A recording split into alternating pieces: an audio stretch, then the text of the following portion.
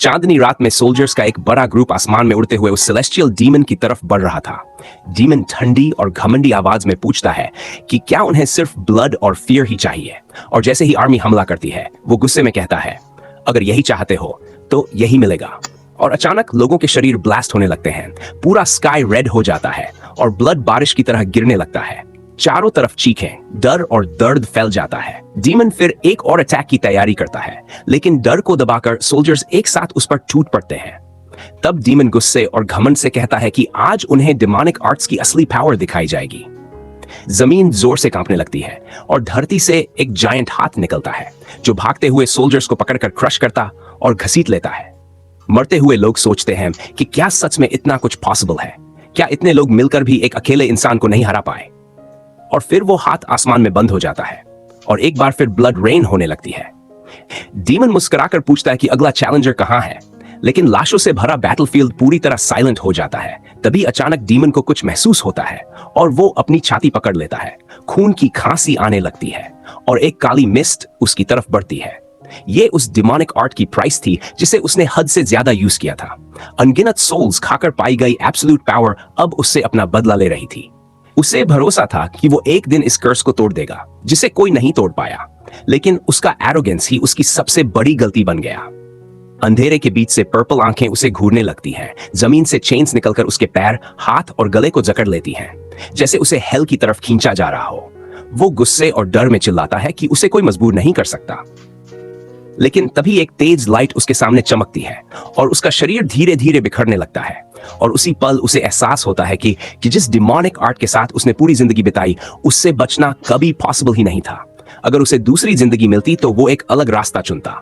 और आखिरी पल में उसकी आवाज टूट जाती है जब वो बस इतना कहता है कि उसे सिर्फ एक पीसफुल और क्वाइट लाइफ चाहिए थी। जापानी स्टाइल के उस क्लासिक सीनरी में एक लड़का झील के सामने खड़ा होता है। तभी मेड सुजू आती है और उसे सॉफ्टली कहती है कि खाना कोल्ड होने से पहले खा लो। लेकिन अचानक लड़का अपना हाथ उठाकर उस पर स्लैश करता है, जैसे उसकी गर्दन काट देना चाहता हो। ये लड़का कोई और नहीं बल्कि बुप्ता है, एक रीइंकार्नेटेड सेलेस्टियल डीमन। लेकिन लड़की जिंदा रहती है क्योंकि उसके पास अभी कोई पावर नहीं है, वो बस टेस्ट कर रहा था। सच कहें तो अगर उसके पास थोड़ी भी ताकत होती तो वो वहीं मर चुकी होती। सुजू उसके चेहरे को देखकर अजीब सा एक्सप्रेशन देती है और कहती है कि आजकल वो कुछ स्ट्रेंज बिहेव कर रहा है। फिर वो उसे सीधे उसके रूम में भेज देती है और वो बस अपने हाथ को घूरता रहता है, कंफ्यूज्ड और गुस्से में। उसे यकीन नहीं होता कि वो किसी की गर्दन तक नहीं काट सका और इतना वीक और बेकार बॉडी में रीइंकार्नेट हो गया। जब वो पानी में अपना रिफ्लेक्शन देखता है तो उसे उस चेहरे से नफरत हो जाती है जो किसी लड़की जैसा दिखता है। थोड़ी देर बाद लंच के समय वो चॉपस्टिक्स तक ठीक से पकड़ नहीं पाता और मन ही मन खुद को ट्रैश बॉडी कहता रहता है। सुजू उसे काम होने को कहती है और भरोसा दिलाती है कि धीरे धीरे सब ठीक हो जाएगा। वो बताती है कि एक बहुत स्किल्ड डॉक्टर आने वाला है, लेकिन बुप्ता ताने में सोचता है कि कोई डॉक्टर क्या कर लेगा जिसे डिमोनिक आर्ट्स के बारे में कुछ पता ही नहीं। फिर भी सुजू उसे पॉजिटिव रहने को कहती है। असल में इस बदबूदार शरीर में आए हुए पूरे 10 दिन हो चुके हैं। वो इस शहर वुहान के सबसे बड़े मर्चेंट का दूसरा बेटा है। उसका शरीर इतना कमजोर है कि जैसे ही वो उठता है लोग भागकर आते हैं, उसका ब्लड प्रेशर चेक करते हैं, पानी देते हैं और कपड़े पहनाते हैं, क्योंकि वो खुद से खाना तक नहीं खा सकता। ऊपर से उसे यह भी नफरत है कि उसका चेहरा जरूरत से ज्यादा प्रिटी है। उसे हंसी आती है कि जो कभी दुनिया के टॉप पर था वो आज बस जिंदा रहने के लिए स्ट्रगल कर रहा है। तभी वो सुजू को बुलाता है और कहता है कि आज वो बाहर जाएगा। सुजू पूछती है कहां और कहती है कि वो उसे कहीं भी ले जा सकती है। तब ये शरारती डीमन बोलता है कि उसे कोर्ट हाउस जाना है, जिसे आम लोग मसाज पार्लर या ब्रॉथल कहते हैं। सुजू पहले तो ठीक है कहने ही वाली होती है, लेकिन अचानक उसका चेहरा बदल जाता है और वो पूछती है कि कहीं उसे सिर पर चोट तो नहीं लगी। उसे ये सब थोड़ा अजीब लगता है और वह पूछता है कि वह इतनी कंफ्यूज्ड क्यों है। तो वह बस इतना कहती है कि अगर ऐसा है तो उसके साथ वह नहीं बल्कि गार्ड स्वान जाए तो बेहतर होगा। फिर भी वह कहती है कि उसने उसे कभी ऐसा बिहेव करते नहीं देखा। वह जवाब देता है कि अगर यही बात है तो वही उसके साथ चल ले, लेकिन वह साफ मना कर देती है और वह अकेला ही चल पड़ता है।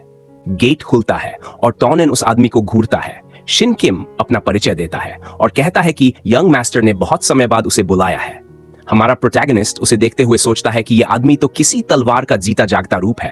कुछ समय बाद वे ग्रैंड बैटलफील्ड यानी हाउस ऑफ फ्रेग्रेंट रोजेस पहुंचते हैं। घोड़े से उतरते ही एंट्रेंस पर क्यों कहता है कि वह बाहर ही वेट करेगा। प्रोटैगनिस्ट पूछता है क्यों, जब वे बाहर ही हैं तो वह यूं खड़ा क्यों रहेगा। खंगविन समझाने की कोशिश करता है, लेकिन टाउनेन सीधे पूछता है कि क्या वह वाकई कॉन्फिडेंट है कि कुछ होने से पहले उसे प्रोटेक्ट कर पाएगा। बेचारे को जवाब देने का मौका भी नहीं मिलता और टाउनेन आगे बढ़ते हुए कह देता है कि जल्दी आओ और मजा लो। वह आदमी सिर झुकाकर मान लेता है। इसके बाद लड़कियां दरवाजे खोलती हैं और सारे वर्कर्स उनका स्वागत करते हैं।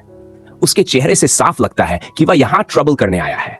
कोई हल्का म्यूजिक बजा रहा होता है और थोड़ी देर बाद सब टेबल के पास बैठकर बातें करने लगते हैं। टेसन बॉडीगार्ड के बारे में पूछता है तो एक लड़की बताती है कि वह बाहर पहरा दे रहा है। देखकर ही लगता है कि वह रूल्स फॉलो करने वाला टाइप है, उसे बदलना मुश्किल है। वह कहता है कि सबसे पहले वह अपने बारे में फैल रही सारी रूमर सुनना चाहता है। वे और ज्यादा हैरान हो जाती है तो वह समझाता है कि वह जानना चाहता है कि शहर के मर्चेंट लीडर के दूसरे बेटे के बारे में लोग क्या कहते हैं। वह एक एक से ऑनेस्ट जवाब चाहता है। कुछ देर बाद उसे पता चलता है कि सबको लगता है कि उसे 1000 गोल्ड कॉइन्स, एक छोटा मैंशन और कुछ हाउसेस मिलेंगे, लेकिन उसके पिता की असली वेल्थ के मुकाबले यह कुछ भी नहीं है। असली बड़ा हिस्सा दूसरे बेटे टेसु को मिलने वाला है, यानी टेसन को। फर्क बहुत छोटा सा है लेकिन इंपॉर्टेंट है और उसे लगता है कि सिर्फ यहां आना ही वर्थ इट था, क्योंकि ऐसी बातें वह घर पर कभी नहीं सुन पाता। वहां कोई इतनी हिम्मत ही नहीं करता कि उसके सामने सच बोल सके। अचानक वो उठ खड़ा होता है और कहता है कि अब बहुत चिटचैट हो चुकी, अब काम शुरू करने का टाइम है। उसे पता था कि एक साथ सबको हैंडल करना मुश्किल होगा, इसलिए आज वह सिर्फ एक को चूज करेगा। वह एक तेज नजर डालता है और वही लड़की समझ जाती है कि उसे चुना गया है।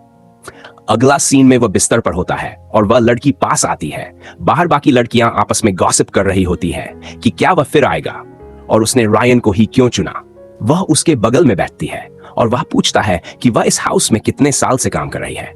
वह कहती है 10 साल, मतलब एक्सपीरियंस की कोई कमी नहीं। वह हल्की मुस्कान के साथ कहता है कि अगर ऐसा है तो शुरू किया जाए। इसी बीच बाहर बाकी लड़कियां सीढ़ियों से नीचे जाती हैं और कहती है कि बाद में अपनी दोस्त से पूछेंगी क्या हुआ। एक वर्कर चुपचाप ये सब देख ही रहा होता है कि तभी पूरे हाउस में एक तेज आवाज गूंज जाती है। वो आवाज सबके लिए किसी शो जैसी बन जाती है। अंदर मजा कर रहे लोग, गार्ड्स, हर कोई वो आवाज सुन लेता है। कोई हंसते हुए कहता है कि आवाज तो काफी इंप्रेसिव है। एक लड़की बोलती है कि शायद साउंड प्रूफ बैरियर काम नहीं कर रहा।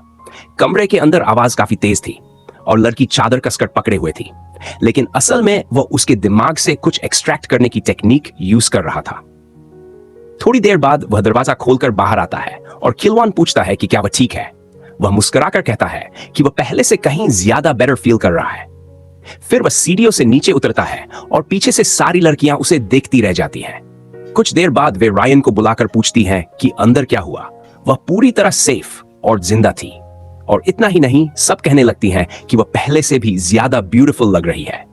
उसकी स्किन और हेयर ज्यादा चमक रहे थे, आईलैशेस तक लंबी लग रही थी। सब कंफ्यूज हो जाती हैं कि आखिर हुआ क्या उस लड़के ने कोई एलिक्सर दिया था। वह बस इतना कहती है कि बात वैसी नहीं है, उसे याद भी नहीं कि अंदर क्या हुआ, लेकिन उसका शरीर इतना हल्का लग रहा है जैसे वह दोबारा बोर्न हुई हो। और सब मन ही मन सोचने लगते हैं कि उस शरारती आदमी ने आखिर किया क्या था कि वह ऐसा फील कर रही है।